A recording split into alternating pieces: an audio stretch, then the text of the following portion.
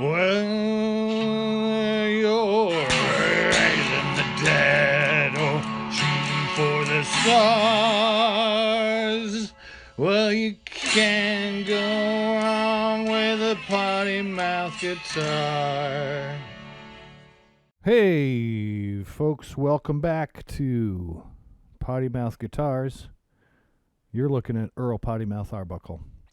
And I just wanted to sort of have a little interim here where I just kind of tell the story of the development of this build, since half of this isn't actually going to appear on screen, because I did about half of this before I started filming any of these things. So I kind of scripted a few things out, so I'm going to look over here and make sure that I don't skip over anything and or ramble on and on and on and on and on about some things. So try to keep this kind of brief-ish and concise-ish so that this will be useful in making something that's coherent, entertaining for y'all to enjoy. So basically, my goal when I decided to build this guitar, this Telecaster, was to build myself, if I couldn't buy myself the Telecaster that I want, why not just go ahead and build the Telecaster that I want? And this is after kind of having an awakening about bolt-on neck guitars and the sort of genius and of Leo Fender, and my sort of rejecting my old high school fueled conceptions of what a guitar builder is, and if you don't do set necks, then you aren't really a guitar builder, you're not really a luthier, blah blah blah. Anyway, I had some sort of elitist ideas that I think were held over from when I was a kid and wasn't very mature, and was a person, a immature person, susceptible to sort of elitist sorts of sympathies when I was feeling uncomfortable with myself, I guess.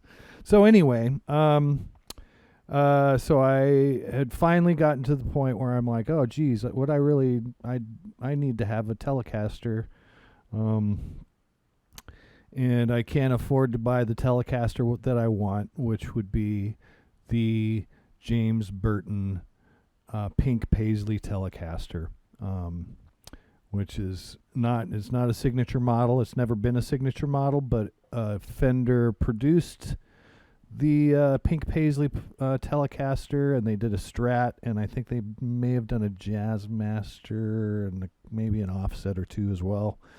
Don't quote me on any of that, but I know for sure that they did Telecasters and Stratocasters. In this pink paisley wallpaper that they bought from a manufacturer that was near where they were doing, where they near the Fullerton plant, I guess. So they did this special run at the end of the 60s,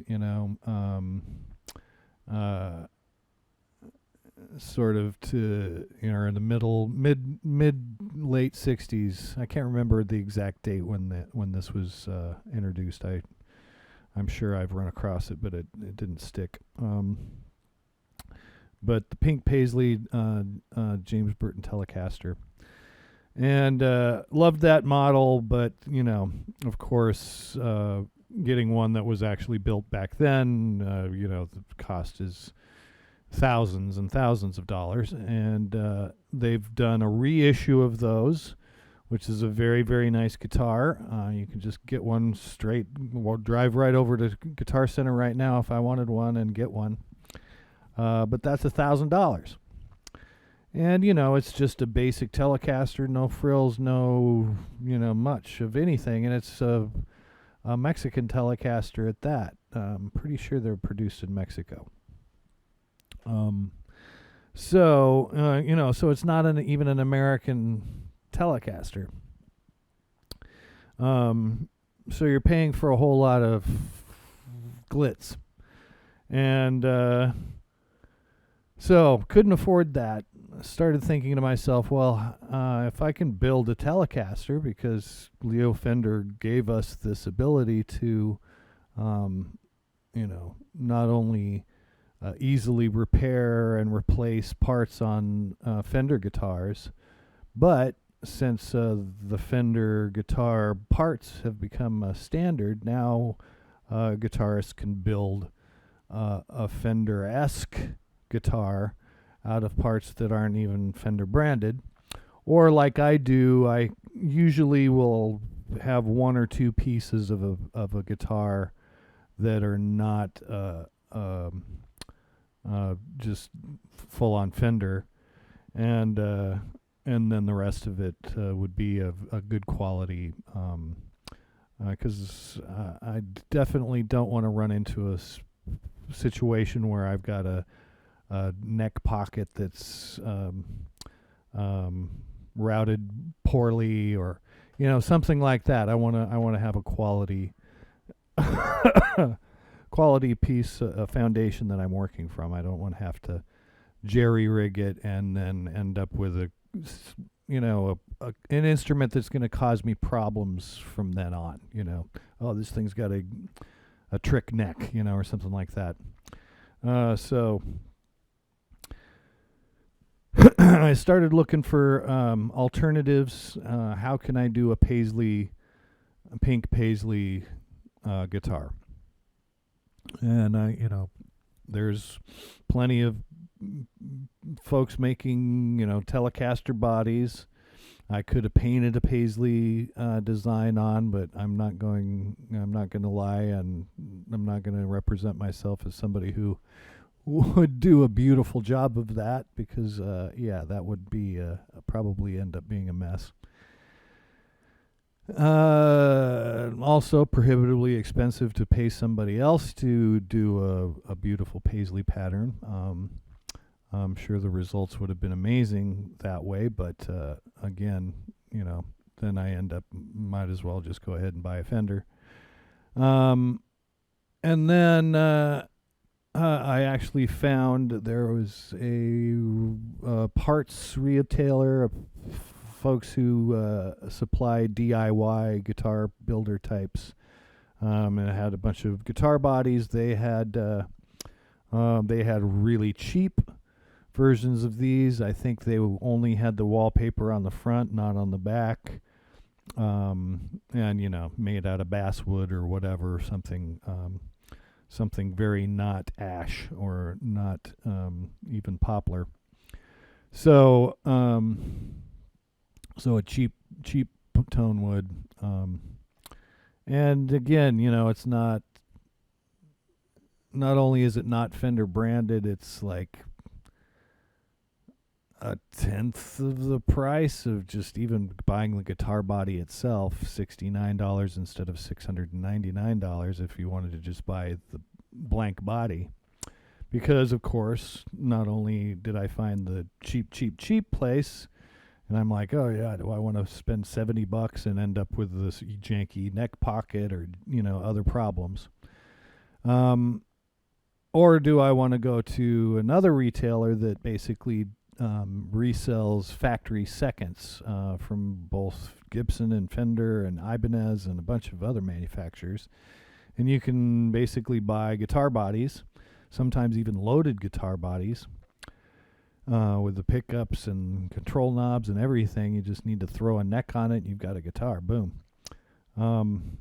So God knows what the issues are with those, but but I even saw actually a paisley. It was the blue paisley guitar body on this. It was stratosphere.com, stratosphere.com.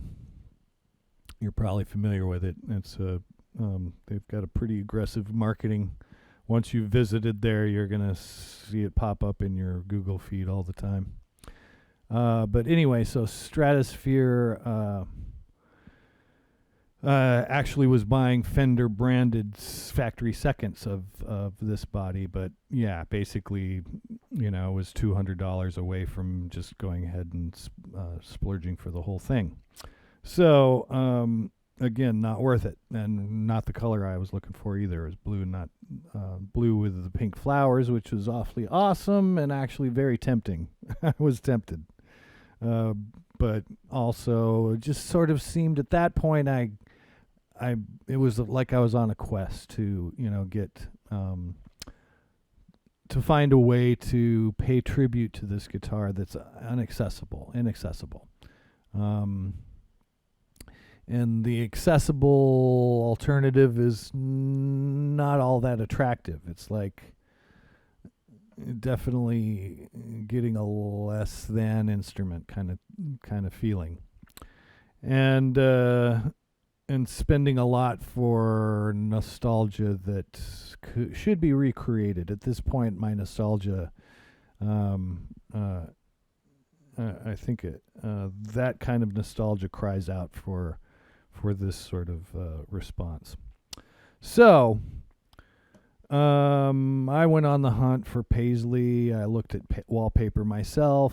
I didn't quite get to the point. It would have been interesting if I had run across Texas Toast guitars. They do a lot of videos online, and they do fabric stuff, and that I'm looking into that. That would be super cool to try that at some point.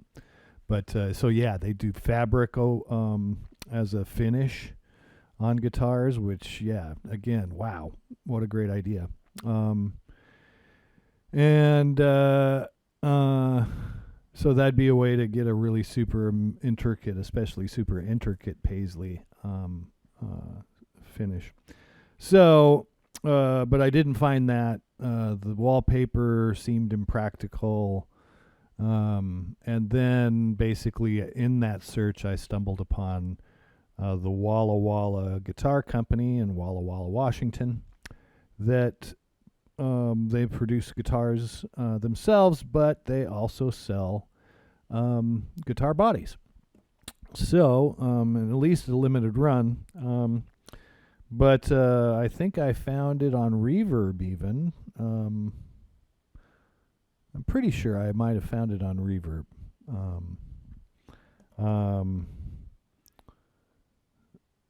Yeah, maybe eBay.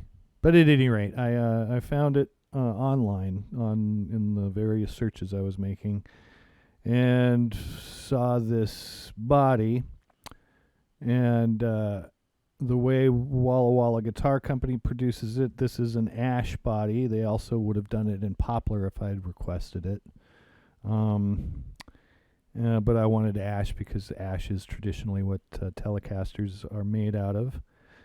And I was also kind of interested to see if the ash texture of the ash grain would have an effect on the Paisley, which turns out it probably would have been more consistent to deal with if it were poplar. And if I were going to do another carve like this, I'd probably do it on poplar more comfortably, just because again, the consistent wood grain of poplar means that the etching, and what this is a laser etched top. So it's burned in with a laser. This design, the Paisley design, is burned in with a laser. And you get it bare wood, and it looks like bare wood with a design burned into it, like literally, which is what it literally is. It's been burned in with a laser. And is actually very beautiful. So I imagine we'll probably manage to get... I took some photos of that. So I'll post photos of what the guitar looked like at the various stages that I performed on it. So, but once I saw this idea, I was like, man, this is just the perfect way to sort of tip the hat to that iconic guitar that Burton played.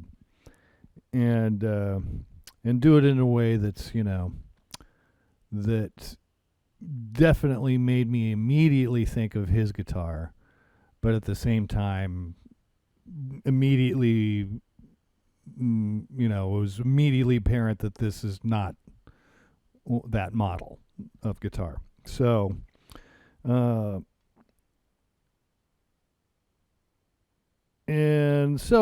I think this is the perfect way to kind of bring those two things together. So, I went ahead and ordered this body, and again, I'm doing this for myself and to make it part of my guitar arsenal. And I've got this stage alter ego. My stage presence is Earl Pottymouth Arbuckle, who wears a pink suit that's covered with rhinestone pistols, whose barrels are limp penis shafts. So, and he sings about erectile dysfunction and prostate cancer, and love and treating each other right. So, at any rate, having a pink Paisley Telecaster would certainly look good hung over Earl's shoulder with the hot pink suit and the rhinestones and everything. So I wanted to make something that would really pop. And this design popped, no doubt. So super excited. And so my next problem was to figure out how to reference the color. And the choice of stains, like if you go look for wood stains, there's a whole lot of different colors of tan. So, with cherries mixed in and a few chocolates. And black, stuff like that, and a green here and there. But very, very little range of color in the wood stain, because you're doing furniture, and I understand that the danger of is going too extreme with an aesthetic when you're finishing furniture. So if you turn all your furniture pink, you may get sick of it in 2 minutes, and that's a whole lot of work to turn it some other color. But with a guitar, heck yeah, pink stain. Couldn't find any pink stain, but I looked and looked and looked and found online some YouTuber whose video I've never seen again. It was this Canadian dude, I think, and he'd gotten some. He had dye. He had leather dye. And what he was working with, he had some leather dye that came in powder form, and he was weighing out, formulas to make colors. So he had this incredible flexibility. So I went online to look for leather dye and ended up finding that there's, of course, leather dye in a much broader range of colors available without having to mix it yourself. So I ended up getting a brand that's an Italian brand. Let's see, do I even have it? Anyway, I've got those all in the videos as I'm doing the process, so you'll see what brand I'm using as I'm doing that, so I don't have to pitch those things. And besides, they're not sending me free stuff or anything, so yada yada yada. Anyway, so they made a basically deep magenta leather dye, and I knew that I could work with that and turn it into a hot pink. on this guitar.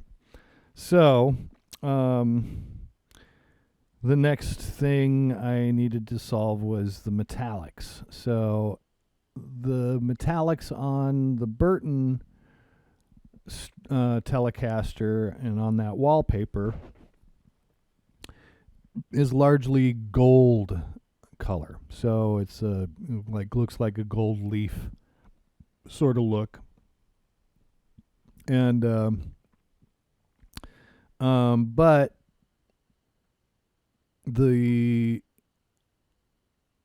if I was going to go with gold leaf, I'd want to go ahead and basically my impulse would have been to match the hardware with the gold leaf.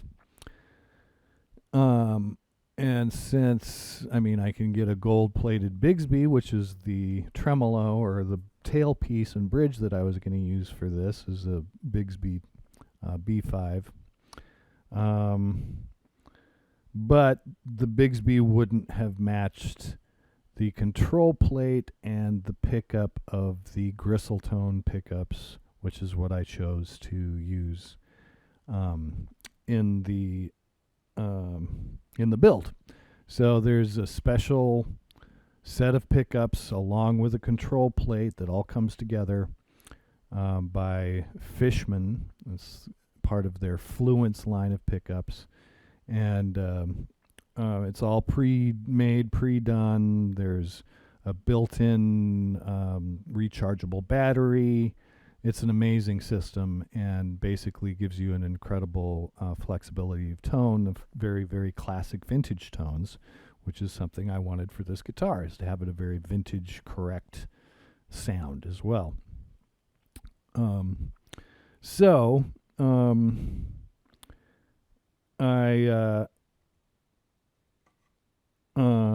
I opted to go with a silver toned metallic so that there'd be a more uniform metallic,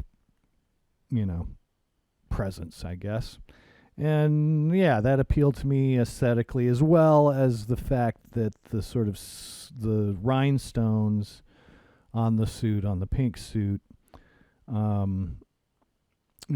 the hardware around those, the rhinestones is all silver tone. So, the guitar would match the suit better as well. So I went ahead and shifted to silver, and super happy that I did so.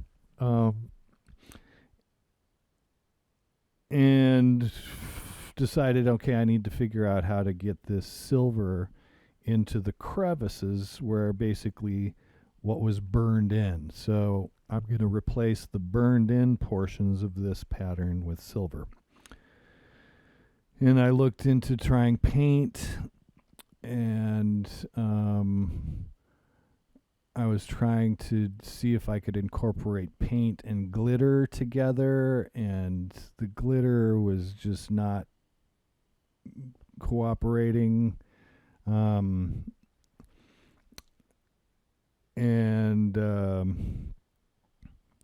And even at a certain point, I found a glitter paint that might have worked, but this design is so intricate that a paint contrast is not going to work. So this paisley is just too complicated to do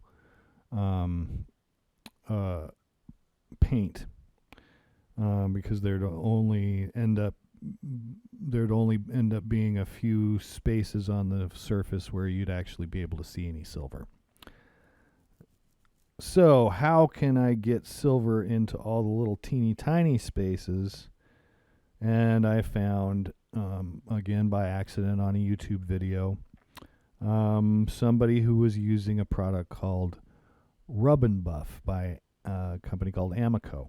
And it's basically a paraffin-based metallic finish grain filler, basically,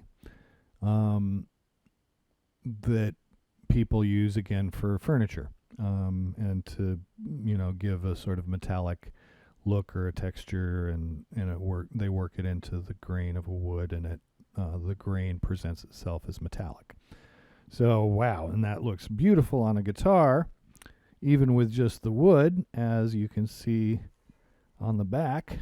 So I've worked that silver rub and buff into the grain of the ash, so that presents itself as silver, and in here. So, and it works really great in this scenario where you've got a whole lot of very, very small, narrow spaces where you want to fill it up with something that's going to show, with something that's going to reflect some light.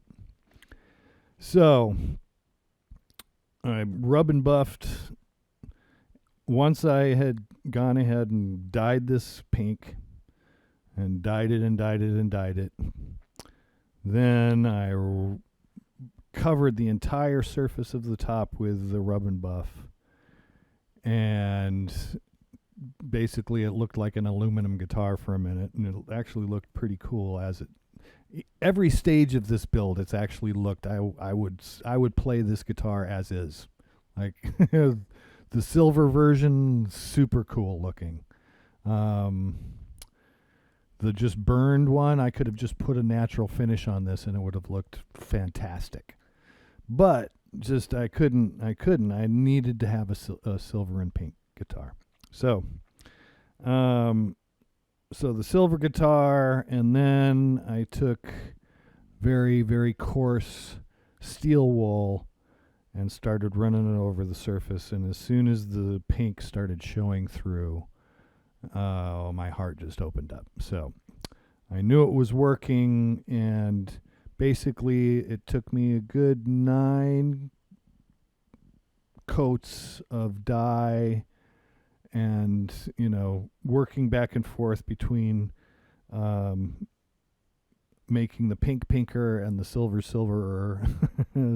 So making the balance right has been a bit of a process, but I think I've reached a really nice sort of antique-y classic look. And like I said, so I wanted to do some iconic flair things, and again, it's already not, the perfect copy of the original Eric Burton, so that gives me a little leeway to do some more modifications, and like I mentioned earlier, I was interested in putting a Bigsby, because I don't have any Bigsbys. I do have tremolo. I do enjoy using it. And the Bigsby tremolo is famous, and it's certainly aesthetically very cool looking. But it works great, and I think it would, and I knew that it would look great on here. So I basically ordered the body completely undrilled, because I knew that we would be installing the Bigsby on here. And then ordered the Greg Koch Gristle-tone Fishman Fluence pickup set with control plate. Brought that in, got the a Fender branded Bigsby kit, which was going to look super cool.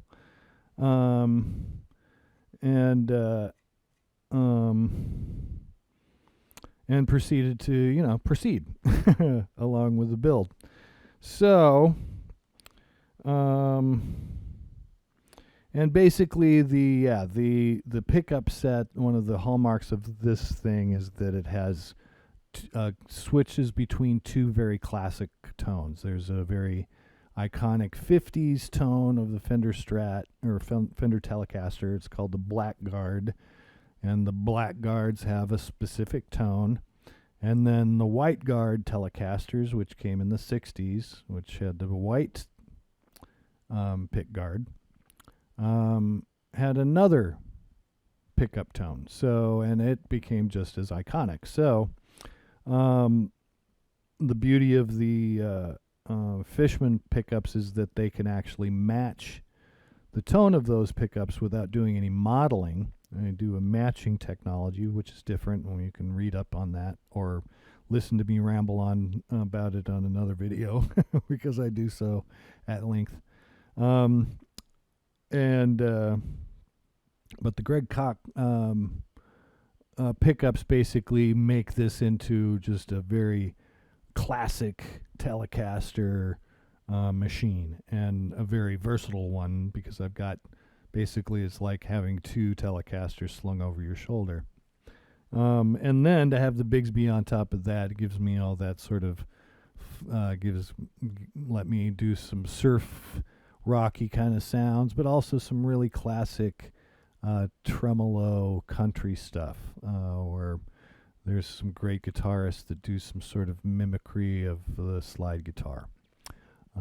And so I'm trudging along, and I've gotten the gear to put together on here, and I puzzle out the whole trim thing, which I talk about on the videos. So I, instead of doing just a black back, I decided to do a pink back, and rather than just have pink on the sides, I wanted to do a binding just to make it extra special, even though the Telecaster, the Burton Telecaster, basically has a pink spray paint sunbursts sort of thing going on around. So I could have gone away with just doing pink and just bleeding it straight into the paisley. But I wanted something that'd be special and especially glittery and glamorous for the stage. And again, you know, it's competing with a suit with rhinestones all over it. So I saw this paint. It's, again, a leather paint.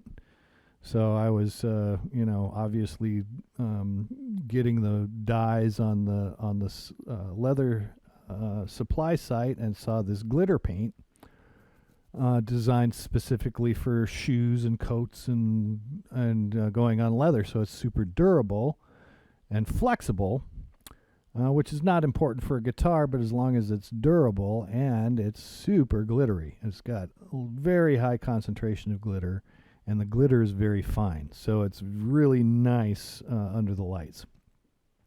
So I went ahead and did the whole side with the two faux binding stripes in 3 different colors of glitter paint from Angelus Leather Supply. It's called Glitter Lights Paint. Candy pink and raspberry, if you want to know. So got all that going, and then the pandemic hit, and so some good friends of mine had already been bothering me, basically, and had been talking to me, telling me that I should be making videos of myself building these guitars, because, you know, there's folks that enjoy that sort of thing and find it entertaining, and basically encouraged me to go ahead and start doing these. So like I said, I was about halfway through this when the pandemic hit, and the pandemic made it make a whole lot more sense to do these videos, because I'm not worrying about trying to get a stage show going, because there's no live music happening right now. So if I want to keep doing music things, well, this is a good way to keep that music channel alive, and it'll be something that I can keep doing even after the things open up. So it's kind of cool now that I've got all this apparatus created. I basically started doing these videos, and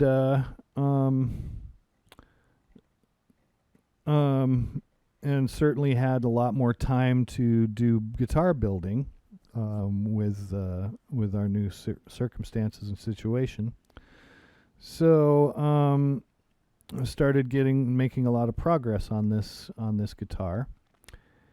And at the same time, everybody else here in town is trying to figure out new ways to do what they've been doing. and another friend out there in the world, Stacy Shea Williams, has set herself up with basically a streaming show called The Hash with Stacy Shea that she does on Facebook, and you can find archived episodes of that on YouTube. Just look for Stacy Shea Williams, or search Facebook for The Hash with Stacy Shea. And yeah, you'll find my episode if you look hard enough. So Stacy Shea put out a call for folks wanting to talk to people about music. So I answered the call, and she booked a session for us to talk, and we got to talking, and she interviewed me, and I sang some songs, and we had some great laughs. And in the midst of it, Stacy got a gander at the guitars that I've been building, as we were talking about other things that we're doing to keep ourselves busy in these interesting times. And so I showed her this guitar, and she looked into the camera and said, "Oh my God, I named my daughter Paisley. You have to sell me that guitar." So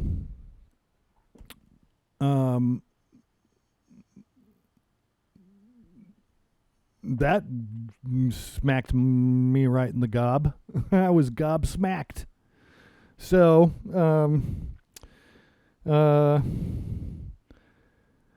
she made me an offer I couldn't possibly refuse, and I'm super excited about it, to have somebody who's going to enjoy this guitar the same way I would have enjoyed it, well, different ways even, in her own way. And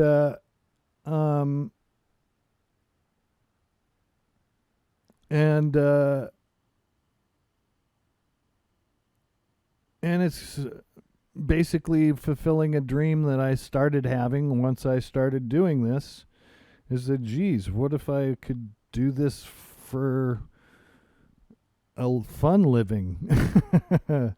So, lo and behold, this is the first prototype model, is actually the first model to be sold. And I couldn't be prouder to be selling it to Stacy Shea Williams, who's going to love this guitar to bits and pieces. Because, yeah, I was making it for myself, and I've been making it with lots of love. So, I'm glad that love's in there for her. So, but that caused a little bit of a conundrum. Well, Stacy isn't interested in the whammy bar. She doesn't need a Bigsby. She also has no idea who Greg Koch is, and certainly doesn't want to pay $350 for just parts. When, easily half, if not less than half, for the highest quality standard parts would suffice. So I basically shifted this to a very, very faithful tip of the hat to the James Burton Paisley Telecaster. And I keep trying to call it a Strat. With Stacy's modifications, basically it takes it very close to the original, and in a very, very nice way, and still retains the sort of originality that's going to set it apart. So I went ahead and I grabbed the control plate. So this is the actual control plate that is going to go in the guitar. And I've got a 4-position switch.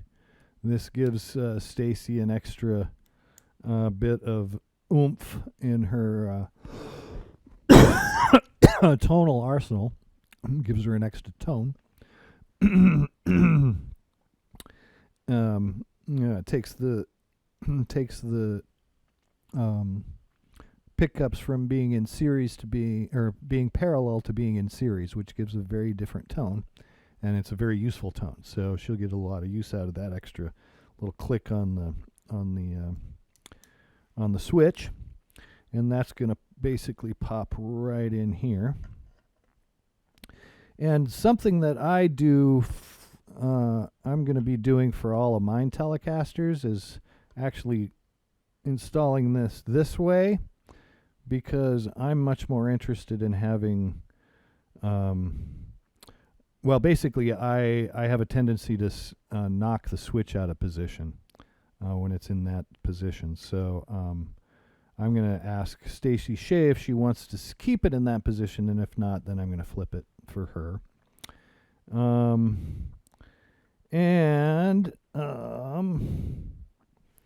yeah.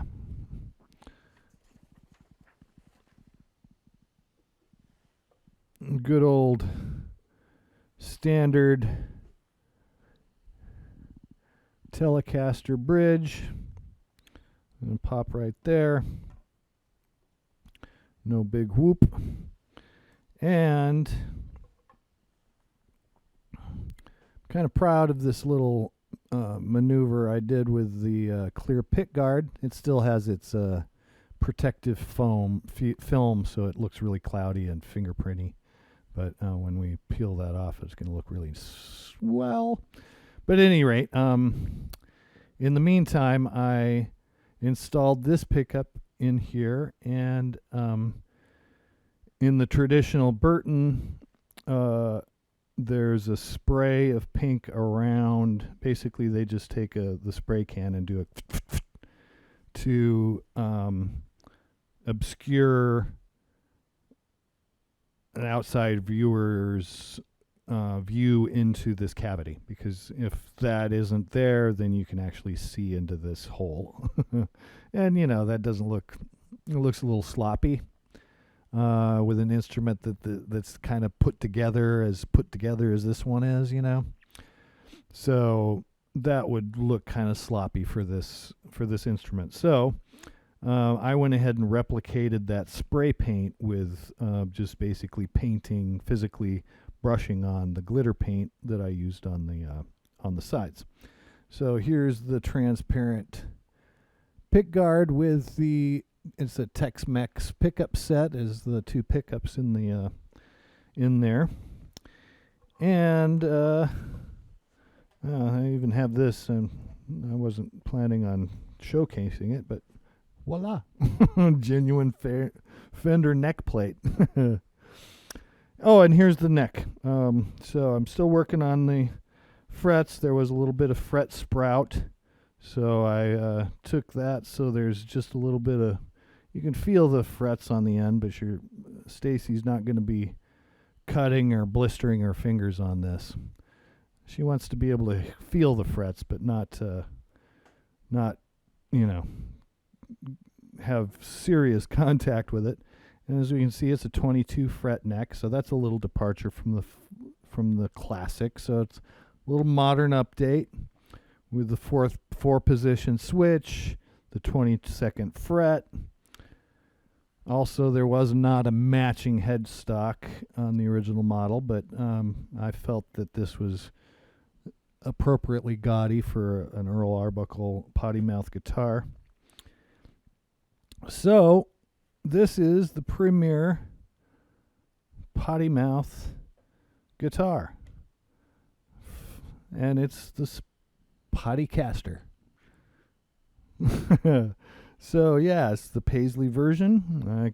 I'm going to do a whole lot of different kinds of versions of this, and certainly can do whatever is your vision, or if you want to discuss it with me, I can come up with a vision for you. That sounds like a whole lot of fun to me. But at any rate, I've got my good friend Todd Meehan, who has been helping me with branding for Earl all along. He's made Earl's Earl Pottymouth Arbuckle's logo, and some other promotional materials he's helped me out with. And I'm having him help me out with the Pottymouth guitar logo, which we've made great progress on, and it looks great. And actually, you can look Pottymouth Guitars up on Facebook, Pottymouth Guitars on Facebook, and you can see that logo. It's the profile picture. And you can see this guitar along with the two other guitars that I've been building, that I was building when I started this whole thing. So those were the three guitars in progress when I started this whole madness. And so this will be the first one that goes out the door. This was supposed to be Earl's guitar. I've got another, a Stratocaster, this purple, that was also Earl's guitar. We'll see if I can hold on to that one, or if somebody's going to buy that one out from under me. And then I've got a blue and white, very, very, very glittery, called Potty Master. It's a tribute to the Jazz Master by Fender. So the Potty Master is going to be another project you're going to see a lot of on this channel.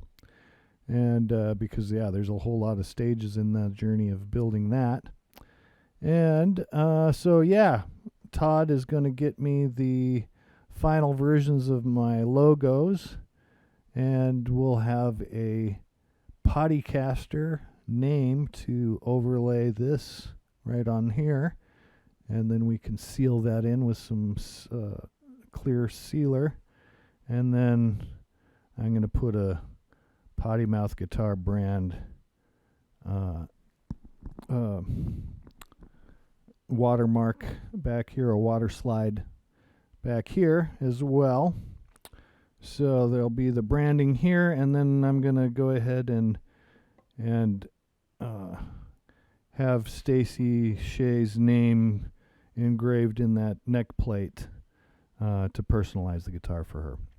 So, let's see.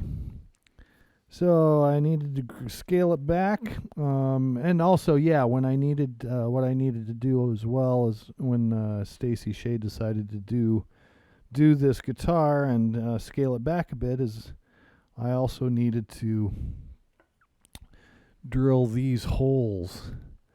The four holes above are for the bridge, and the 6 holes below are for the string through. So there's the where they're going to come out, and one of the big fears was trying to figure out how to make sure to position these correctly, because if you position them incorrectly, then the strings are,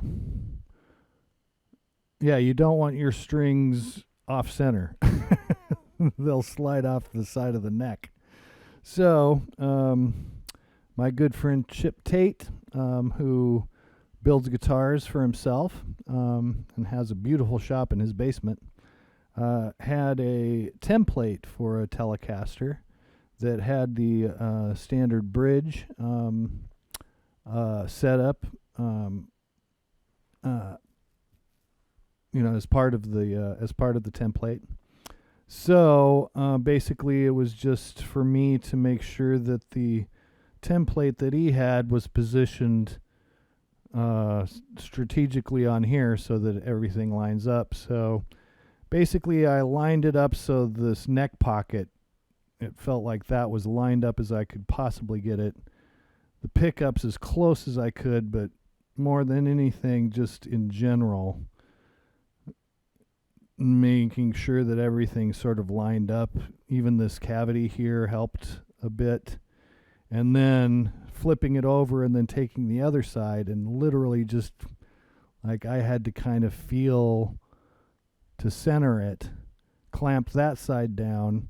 We drilled the holes, and sure enough, these 6 holes matched perfectly all the way through. So Hallelujah. That was nerve-wracking, but it worked out great. And thank goodness for templates, because that made it that would have been impossible otherwise to try and guess that. So, with great help from my friends. And now, all that's left to do on this, we've got the, I've been doing work on the binding, the faux binding in the sides here, the back and front. The front is sealed. Basically, all I need to do is do a seal coat on the back to seal this in, and it's got to have a, this seal coat is going to have to be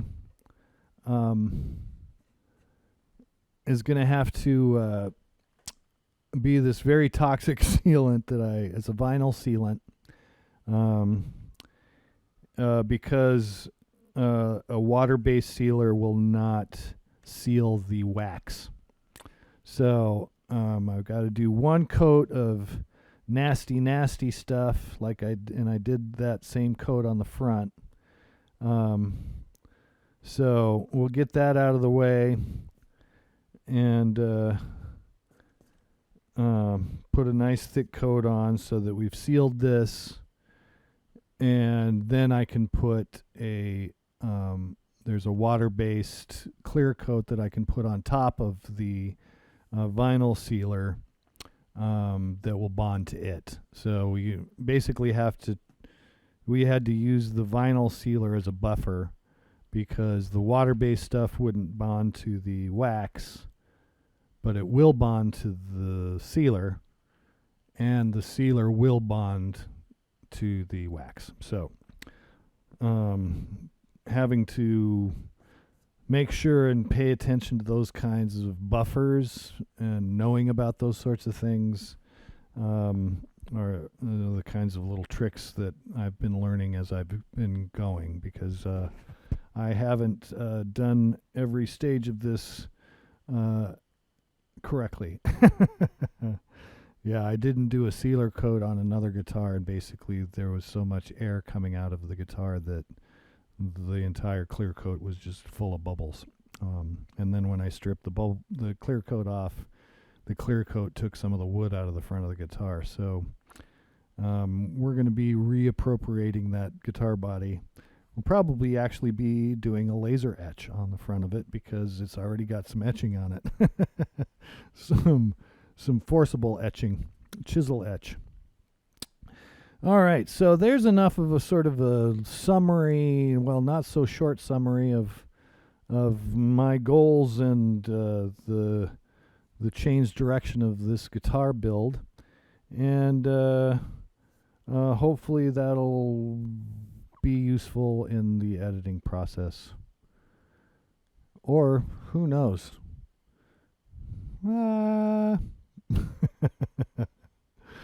Thank you to Make Every Media. Thank you to Michael Furstenfeld. Thank you to Seth Cleveland. Thank you to Ross Victor. All the folks helping out to make these videos available to you all. And thank you to all the manufacturers who make the cool things that I use. And definitely will be giving you shout outs because I've chosen you all based on my research and quality, and so far have not been plied by any offers of free stuff, and I'll certainly consider that, and I'll treat it responsibly. I will say, hey, somebody gave me this stuff, so I'm going to talk about how I think it's cool. And but I'll also talk about how I think other things are cool, because I think that's what I want to do. I just as soon use things that are cool rather than things just because the people are giving them to me. But blingity blang blum bloom. I think that's all we need to do on this version. And thank you so much for stopping by, taking a look, watching what I'm doing, and listening to what I'm saying. And be kind. Love your neighbors. I sure love you. Have a great day. This has been Earl Pottymouth Arbuckles, and you've been watching Pottymouth Guitars. Peace. Well, you're raising the dead, oh, shooting for the stars. Well, you can't go wrong with a Pottymouth guitar.